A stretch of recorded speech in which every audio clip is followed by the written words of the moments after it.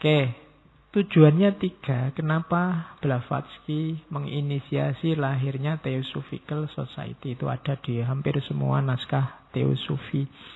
Yang pertama adalah persaudaraan antar manusia. Kayak bukunya Mahatma Gandhi itu loh. Semua manusia bersaudara. Dulu saya ada teman zaman kuliah itu, waktu membahas Gandhi kan jargonnya semua manusia bersaudara. Terus ada yang tanya, berarti kita semua muhrim dong, Pak?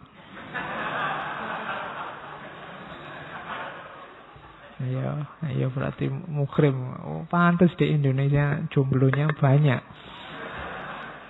Masalahnya bersaudara semua. Ya, jadi sumbernya manusia itu sama, hakikat kediriannya sama, asal usulnya sama. Kita semua satu level. Manusia dalam posisi apapun, sebagai apapun itu sederajat. Yang membedakan cuma peran-peran dan casting-casting yang harus dia mainkan. Saya dan kalian sama, cuma malam ini castingnya saya di sini jadi ustadz, kalian jadi santrinya. Mungkin kalau kalian buka angkringan terus saya makan di situ, kan castingnya beda. Kalian jadi yang punya warung, saya jadi pelanggannya. Kalau di kampus aku jadi dosen, kalian jadi mahasiswanya. Dan itu tidak ada hubungannya sama hierarki, cuma beda peran, beda fungsi. Sebagai manusia kita sederajat di level apapun. Jadi semua manusia bersaudara. Meskipun secara kebangsaan, secara kepercayaan, secara jenis kelamin, secara kaum, warna kulit, mungkin identitasnya beda, tapi level statusnya sama, kita bersaudara. Misinya teosofi yang pertama ini menyadarkan, menunjukkan bahwa inti hidup manusia secara sosial itu harusnya persaudaraan. Karena kita semua satu level. Yang kedua, belajar dari persamaan agama-agama, filsafat, dan ilmu pengetahuan. Mencari titik samanya. Selama ini kan kalau kita belajar agama-agama saja, selalu nyari titik bedanya. Padahal mungkin agama-agama yang banyak itu banyak pesan yang sama, cuma kita lebih sibuk dengan yang beda. Yang mungkin jumlahnya tidak terlalu banyak. Jadi memang mencari kesamaan agama-agama, atau mungkin sistem-sistem filsafat, atau mungkin ilmu pengetahuan. Kan di setiap gagasan biasanya kita kan mengklaster-klaster madhab-madhab, aliran-aliran. Nah itu maunya teosofi enggak. Ada yang sama yang selama ini kita lupakan. Ayo dicari yang sama. Banyak hal yang sama yang luput dari perhatian kita karena kita sibuk dengan perbedaan. Itu yang dicari yang kedua. Yang ketiga, ayo belajar lagi. Masih banyak hukum-hukum alam dan rahasia-rahasia potensi manusia yang belum kita ungkap. Bahkan ada yang bilang, kalau dari tradisi okultisme itu, mungkin masyarakat kuno lebih cerdas dalam mengungkapkan potensi dirinya sebagai manusia. Kita manusia modern ini agak manja, dalam banyak hal dibantu oleh sains dan teknologi. Sehingga eksplorasi diri kita tidak terlalu maksimal. Kita tidak menggali diri kita sedalam mungkin, karena kita sudah nyaman dengan hidup kita hari ini. Kita malas capek-capek nyari. Jangankan nyari membaca realitas yang rumit-rumit, sudah ada bukunya aja kan bacanya juga malas. Ya kan? Buku filsafat ada. Pak Faiz saja yang ngomong, nanti kita dengar. Nah, ya kan sudah tinggal baca, kamu minta dibacain. Ya kan? Besok kalau ada mesin yang membuat paham, tidak pakai belajar, tiba-tiba langsung paham aja di otak, mungkin laku. Tambah lama kita tambah malas. Sehingga banyak rahasia yang belum terungkap. Coba sekali-sekali baca tulisannya Plato yang bahas Atlantis itu. Orang selevel Plato itu ngomong, meskipun banyak dianggap orang fiktif, tapi mungkin ada simbol-simbol yang ingin disampaikan oleh Plato. Antara lain bahwa peradaban Atlantis itu jauh lebih kompleks, lebih rumit, lebih dalam daripada peradaban yang kita bangga-banggakan hari ini. Coba perhatikan arsitektur saja. Bedakan bangunan-bangunan yang masih ada aja. Bangunan lama dengan bangunan hari ini. Hari ini tuh manusia kan males. Kalau zaman dulu bangunan besar, ukirannya luar biasa, ornamennya luar biasa. Sekarang bangunan itu cuma kotak. Kamu tonton hotel-hotel itu kotak tok ngono iku. Peradaban hari ini ditandai dengan bangunan yang sebenarnya sangat tidak artistik, cuma kotak menjulang tinggi. Kalau zaman dulu kan bangunan besar-besar rumit ornamennya. Kita semakin modern semakin males. Akhirnya kehilangan banyak khazanah kebijaksanaan. Mungkin semakin ke belakang ke sini kita semakin banyak kehilangan nantinya. Oke. Ini saya ambil dari majalah Teosofi awal. Kalau ada yang pinjam di saya ada. Jadi Perhimpunan Teosofi itu tidak ngajari orang untuk pindah agama, tidak memaksakan apapun. Misinya adalah menyadarkan. Kalimatnya itu tidak ada satu guru atau penulis siapapun, termasuk Blavatsky sendiri dan seterusnya, yang memiliki otoritas untuk memaksakan ajaran atau pendapatnya kepada para anggota. Setiap anggota memiliki hak yang sama untuk mengikuti aliran pemikiran apapun. Tetapi tidak punya hak untuk memaksakan pilihannya kepada orang lain. Juga tidak ada seorang kandidat untuk jabatan apapun atau seorang pemilih dibuat tidak sah untuk memilih atau dipilih hanya karena opini tertentu atau karena keanggotaan dalam satu aliran pemikiran apapun. Ini kalimatnya agak enak didengar. Opini-opini atau kepercayaan-kepercayaan tidak memberikan hak istimewa atau menimbulkan hukuman atau sanksi-sanksi. Hari ini kita banyak dihukum oleh opini. Dan kita banyak menghukum orang karena opini. Padahal beropini, berpendapat, berpandangan itu hak. Orang tidak boleh kehilangan haknya karena opini. Nah, itu disebut sebagai prinsip perhimpunan teosofi.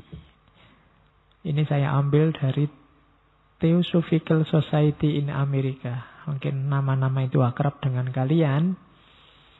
Termasuk tokoh-tokoh yang bertipe teosofis atau beberapa di antaranya memang anggota Theosophical Society. Terkenal ya, Lewis Carroll. Mungkin yang kalian hafal di situ ada Khalil Gibran. Ada yang nulis Sherlock Holmes. Ada Nehru, ada Carl Gustav Jung, ada Gandhi, ada Elvis Presley, ada Inayat Khan.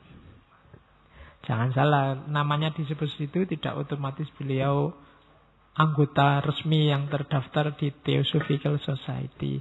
Tapi gagasan-gagasan yang dibawa itu gagasan teosofi. Nah, itu diambil dari buku Theosophical Society in America. Yang Indonesia kalian harus baca buku yang ditulis yang judulnya Teosofi, Nasionalisme, dan Elit Modern Indonesia. Itu nama-nama pasti kenal. Ada Cipto Mangunkusumo, Ada H. Mutahar yang ngarang lagu syukur, yang ngarang lagu Hari Merdeka. Beliau seorang Habib, jangan salah. Habib tapi pengarang lagu yang menginisiasi lahirnya Paskibraka. Itu Habib Mutahar. Beliau ini tidak nikah loh sampai meninggal. Cuma anaknya 8. Beliau tidak ngangkat anak. Beliau tidak nikah. Senengannya kalau ada anak terlantar atau butuh bantuan diangkat anak. Jadi sampai meninggal belum nikah tapi anaknya 8. Gagasan-gagasannya teosofi. Ada Muhammad Yamin, Ki Hajar Dewantoro.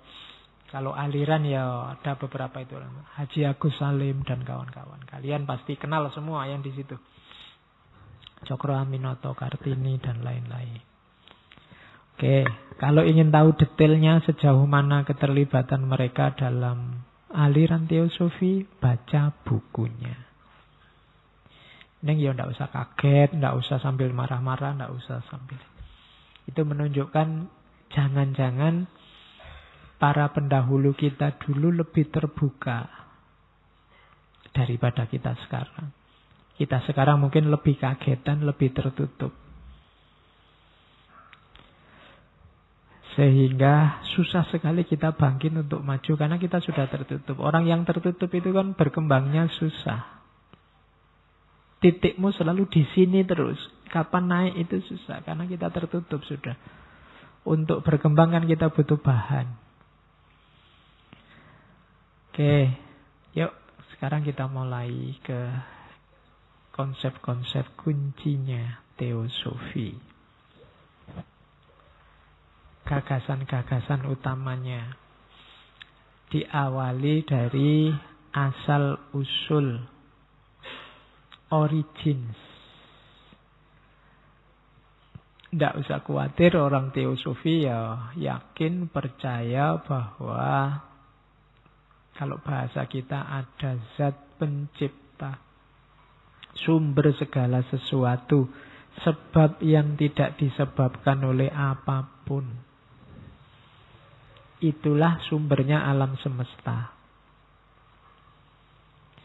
Berarti semua kita, termasuk alam semesta, itu sifatnya ciptaan yang sementara. Kalau bahasanya teosofi nanti kita ini eksis hari ini tapi nanti kembali ke asal. Asalnya ya tadi yang jadi sebab, segala sebab tadi. Kalau bahasa agama, doktrin yang pertama itu namanya innalillahi wa inna ilaihi roji'un. Kita berasal dari Allah dan nanti kembali lagi ke Allah. Kalau pakai bahasa Islam. Cuma kalau bahasa kalimat itu setelah kita eksis dalam durasi tertentu ya kita kembali lagi. Ini kepastian yang tidak bisa ditolak. Inilah kebenaran, kalau bahasa Jawa namanya kasunyatan. Innalillahi wa inna ilaihi roji'un itu kan konsep, kalau bahasa Jawa, sangkan paraning dumadi. Asal usul, sangkan itu asal usul, paran itu nanti menuju kemana? Dari dumadi, dari semua makhluk. Berasal dari mana, mau kembali kemana? Dari makhluk, sangkan paraning dumadi. Ini rumus pertama, tidak mungkin dibantah dari kebenaran.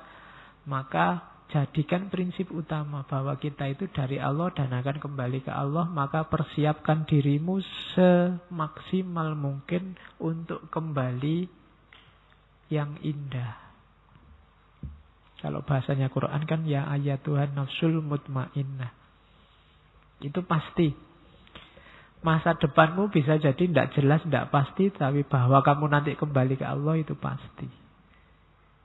Besok kamu makan di mana bisa jadi belum pasti, kamu belum memutuskan. Tapi bahwa akhir hidupmu adalah maut itu pasti. Makanya kan ada banyak para sufi, para mistik yang bilang, aku heran dengan manusia itu. Wong semua tahu bahwa akhir hidupnya maut. Kok sampai segitunya terikat, jatuh cinta sama dunia. tahu kalau dunia ini sementara. Kok mau-maunya dibuat jatuh bangun, tangis-tangisan, jungkir balik, tawuran hanya karena dunia. Nah, itu pelajaran pertama dari teori origins.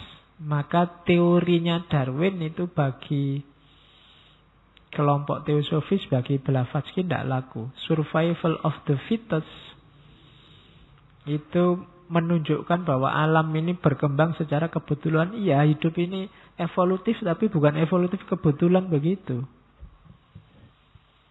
Itu kan karena ada persaingan, kemudian yang kuat menang, dan yang menang ini survive. Modelnya begitu. Tidak, katanya Blavatsky, katanya teosofi, alam ini berkembang kemana? Sudah ada rancangannya.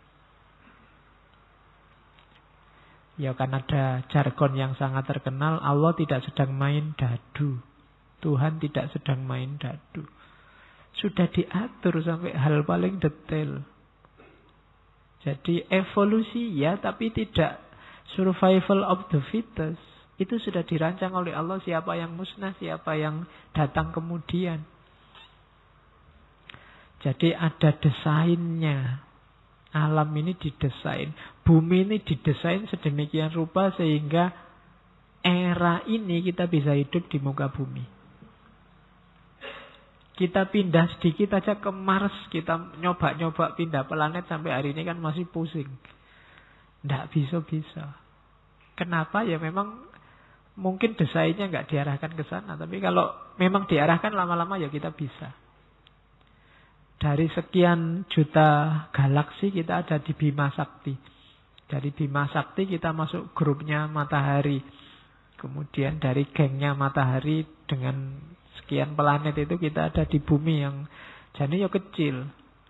Ada manusia itu. Betapa kecilnya kita. Itu makanya gayamu luar biasa. Padahal kamu itu tidak ada apa-apa nih.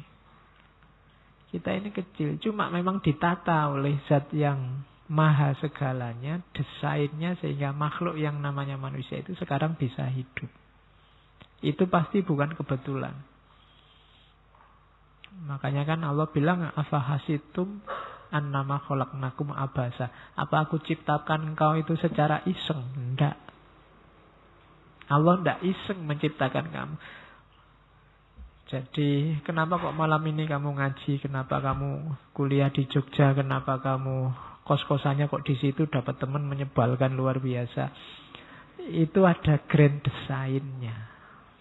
Yang membentuk dirimu sudah diskenario oleh Allah. Jadi tidak kebetulan. Nah itu meruntuhkan teori survival of the fittest. Kalau pakai survival of the fittest tidak akan ketemu origin of species. Jadi alam ini evolutif ya, tapi tidak kebetulan. Ada rancangannya. Rumus pertama hidup ini harus kita ingat-ingat. Ini tema besar mendalam. Jadi yang dibahas oleh teosofi ini pertanyaan-pertanyaan besar. Siapa aku? Dari mana aku? Mau kemana aku? Dan apa hakikat diriku? Itu dikejar oleh Blavatsky. Dicari dalam rumus-rumus teori-teori spiritual lama. Dan ketemulah beberapa hal yang kita bawa ini. Yang kedua, teori tentang harmoni. Alam ini dengan segala dinamikanya itu sifatnya harmonis. Ada gempa, ada bencana, ada yang menang, ada yang kalah.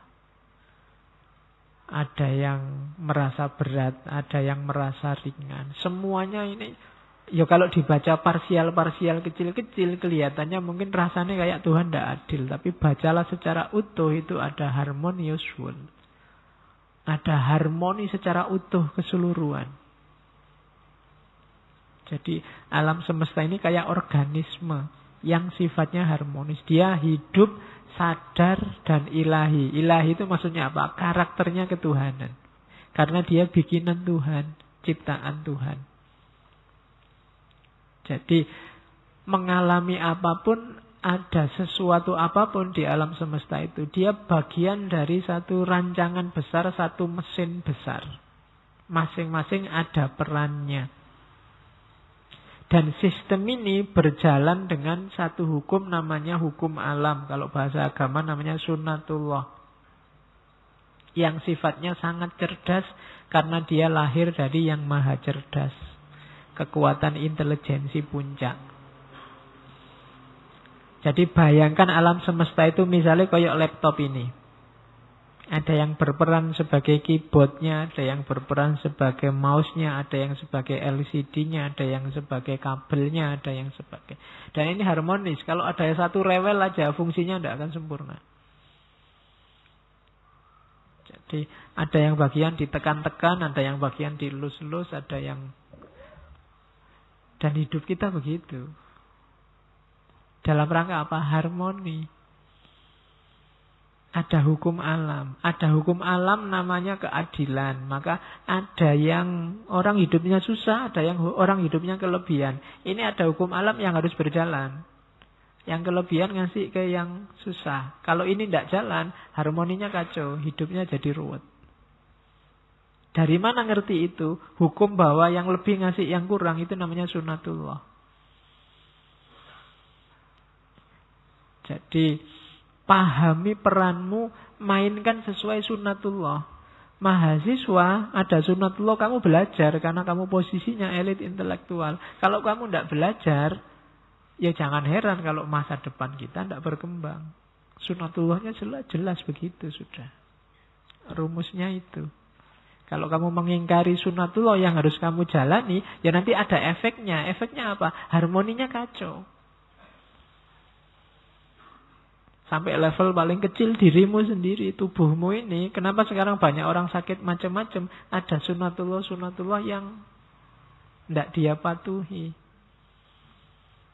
Sekarang banyak orang darah tinggi, stroke, apalagi banyak penyakit-penyakit itu. Karena gaya hidup kan itu rumus paling utama. Gaya hidup itu kamu belajar sunnatullah. Makanya minggu lalu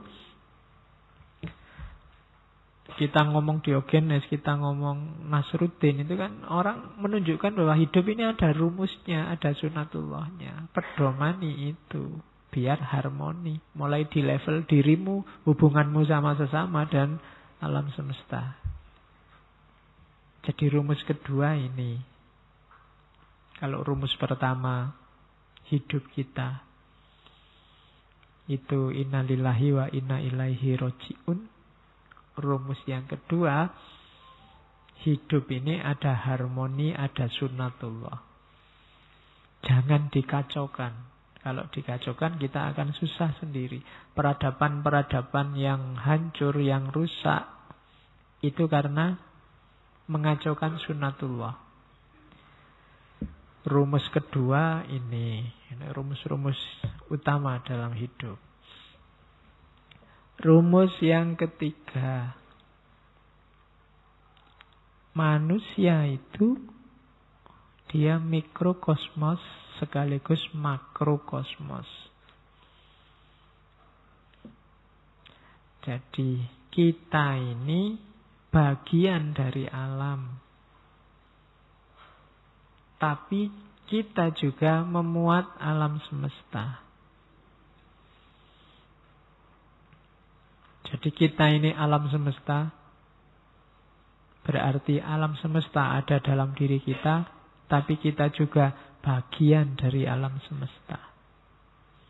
Ini rumusnya, berarti kita ini satu. Berarti apapun yang kamu lakukan, efeknya akan berpengaruh terhadap dirimu dan lingkunganmu. Sebaliknya, perubahan yang terjadi dalam lingkunganmu, mau atau tidak, akan berpengaruh dalam dirimu. Jadi, kamu adalah aktor yang menentukan nasibnya alam, tapi kamu juga objek yang ditentukan nasibmu oleh situasi alam. Ini rumus sudah. Jadi, pedomani ini. Alam semesta kok kamu eksploitasi habis-habisan. tanpa peduli keberlangsungannya, itu yang rugi bukan alamnya tapi dirimu, karena dirimu sendiri itu alam. Nah, itu kesatuan manusia dan alam.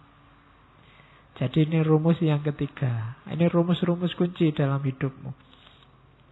Potensi manusia itu tidak terbatas dan setiap ciptaan memberi kontribusi untuk mewujudkan dunia secara utuh. Jadi kita ini punya potensi yang luar biasa. Makanya oleh Allah kita dijadikan khalifah. Kita mampu untuk jadi khalifah itu, mewakili Tuhan mengelola alam semesta. Cuma gunakan kemampuan ini sesuai rumus-rumusnya. Kalau kita tabrak, yang sengsara kita sendiri. Kita itu disuruh jadi khalifah untuk keuntungan kita sendiri. Allah tidak butuh apa-apa. Bukan kepentingannya Allah, tapi kepentingan kita. Jadi diingat-ingat kita adalah alam, bagian dari alam, dan alam adalah bagian dari hidup kita. Ini nanti dalam kajian-kajian teosofi memunculkan isu-isu ekologi, isu-isu lingkungan.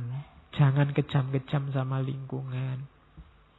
Yo lingkungan itu yo alam, termasuk manusia, termasuk orang lain, termasuk flora fauna sekelilingmu, termasuk.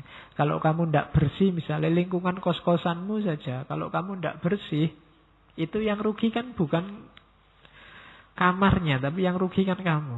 Kalau penyakitan, kalau bajumu dicentelkan, digoyang aja nyamuknya keluar semua. Biasanya kan kono kos-kosan itu. Di pertunjukannya kan pertunjukan goyang baju, digoyang pring-pring, prung-prung banyak. Loh itu emangnya nyamuknya yang dirugikan itu siapa? Nyamuknya kan tidak rugi, dapat rumah. Yang gatel-gatel kan kamu. Yang susah kan kamu. Jadi lingkungan rusak, kamu yang rugi. Alam rusak, kamu yang rugi. Karena kamu adalah alam. Sama. Jadi tadi sesama manusia itu sama, kita dengan alam ternyata juga sama. Jadi mau bilang apa sih rumus-rumus ini? Jangan lakukan apapun yang jelek-jelek karena efeknya kembali ke kamu. Terus, tugas kita apa? Pilgrimage. Jadi, kita di dunia ini sebenarnya sedang melakukan perjalanan suci.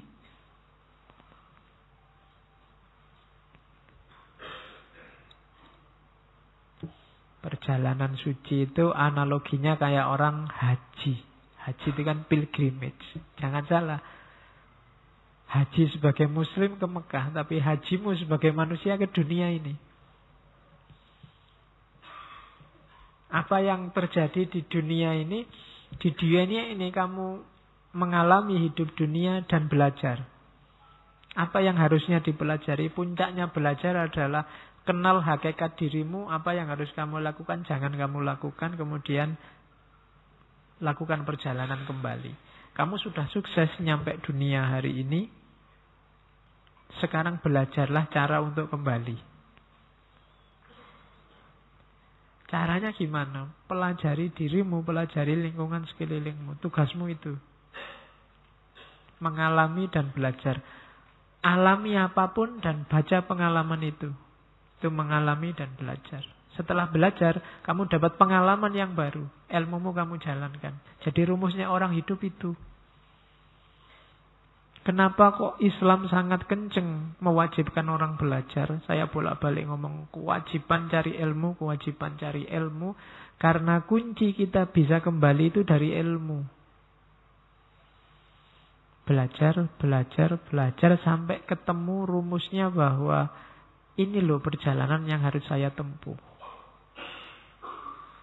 Jadi sampai muncul kesadaran bahwa saya harus jalan. Sudah waktunya jalan untuk kembali. Perjalanan suci.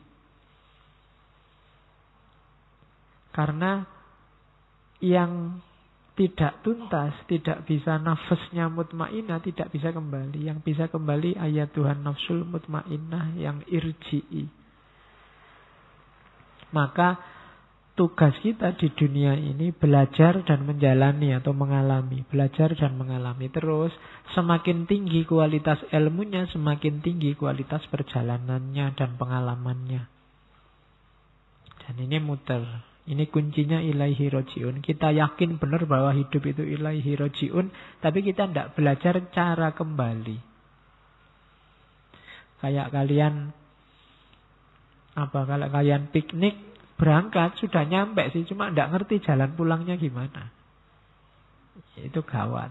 Jadi ada perjalanan suci kita di dunia ini, ayo diselesaikan.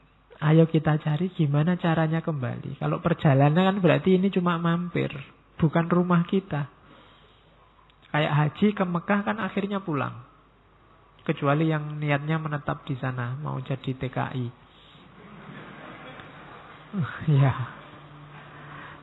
Tapi kan ya kalau di Mekah bisa TKI, kalau di dunia kan kamu tidak bisa jadi TKD, Pak, tenaga kerja dunia. Besok nggak kembali ke sana, saya di sini terus, tidak bisa. Terakhir tetap meninggal sampai sana. Jadi hayatilah perjalanan sucimu di dunia ini. Ya nanti kamu banyak-banyak selfie di sini kan nanti bisa dilihat di akhirat. Wah, itu selfieku dulu kan gitu. Oke, katanya di akhirat besok kamu dipertunjukkan filmmu. Ya, dan tidak usah khawatir. Setiap orang nonton filmnya sendiri-sendiri, jadi nggak repot ngelirik filmnya yang lain. Kecuali yang sudah jelas masuk surga, mungkin dia ngelirik-ngelirik. Wah, ternyata kamu dulu gitu. Oke, susah ya membayangkannya. Apa pakai kayak yang virtual itu ya, diginiin semua, lihat filmnya sendiri-sendiri. Oke, tidak terbayangkan, tidak bisa diceritakan orang akhirat. Kita mikir yang dunia. Kita persiapkan perjalanan itu, jadi besok kalau ngalami yang akhirat kita tidak menyesal lagi. Kan banyak isyarat dari Al-Quran, besok di akhirat itu banyak orang nyesel, bahwa saya dikembalikan lagi, ya sudah terlanjur. Perjalanan sucinya tidak sukses. Kalau haji tidak mabrur. Hiduplah di dunia secara mabrur. Di perjalanan sucimu. Nah, kamu disuruh mengalami dan belajar. Mengalami, belajar. Rumusnya itu. Pengalaman. Setelah belajar kamu ngalami. Setelah ngalami kamu sadar. Setelah sadar kualitas hidupmu naik. Terus belajar lagi, dapat ilmu baru, kamu jalani, akhirnya kamu ngalami, kesadaranmu naik, kualitas hidupmu naik lagi. Terus begitu. Makanya tambah terus ilmumu, wawasanmu, biar kualitas hidupmu naik, kesadaranmu bertambah, dan kamu semakin menuju kesempurnaan. Kalau bahasa agama, yaumuhu khairun min amsihi. Jangan ditutup, kalau ditutup macet kamu. Selesai dengan kebenaranmu hari ini yang tidak mesti benar.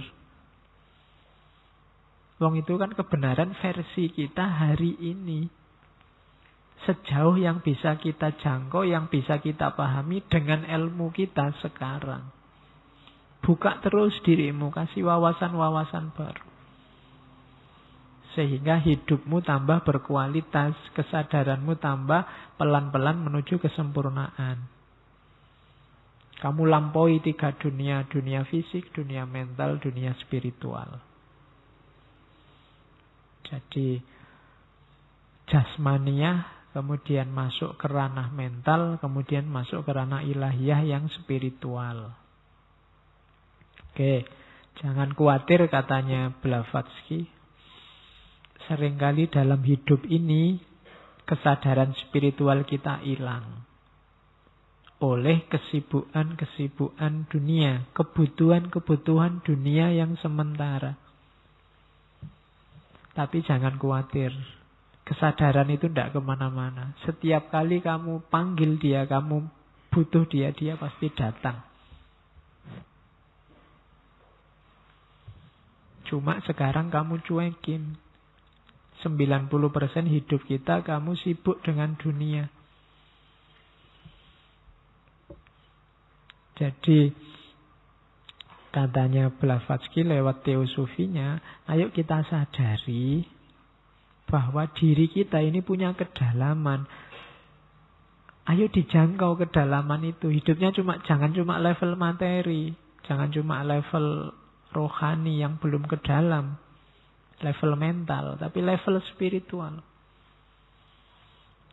Sentuhlah aspek ketuhanan ilahiyah dalam dirimu yang dulu dianugerahi oleh Tuhan. Wa nafakha fihi min ruhi. Sentuh itu, temui itu, hakikat kedirianmu di situ. Labelmu sebagai manusia karena punya kualitas spiritual itu. Kalau cuma fisik, kalau cuma mental, mental itu kan bisa marah, bisa sedih, bisa tersinggung. Hewan juga punya. Kalau cuma mental, banyak makhluk yang lain punya. Anjing itu kamu injak ekornya ya ngamuk. Anjing kok marah kayak manusia aja. Loh, yo.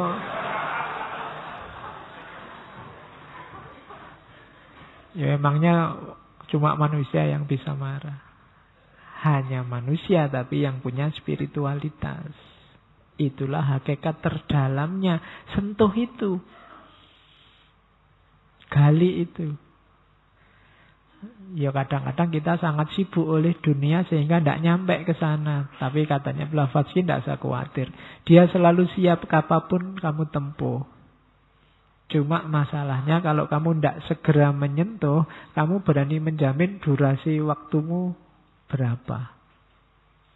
Kita dikasih jatah berapa oleh Allah. Jangan-jangan sebelum mutmainah kita sudah dipanggil. Kalau dalam Islam sebelum mutmainah dipanggil ya dicuekin. Hal yang paling menyakitkan di akhirat kan dicuekin oleh Allah. Iya. Oke.